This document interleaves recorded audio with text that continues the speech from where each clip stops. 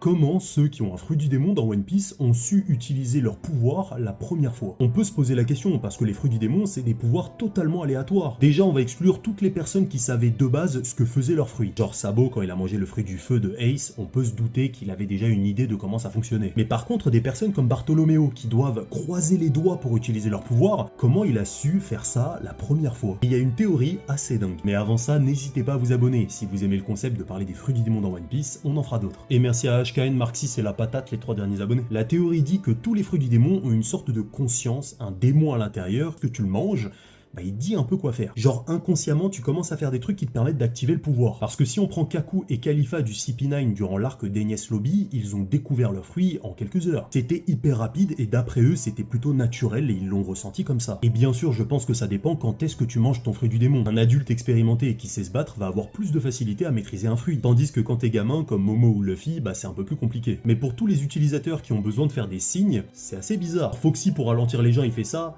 mais il sort ça d'où? Personnellement, je vois un peu le truc comme dans Spider-Man, où genre il teste plein de trucs pour activer son pouvoir,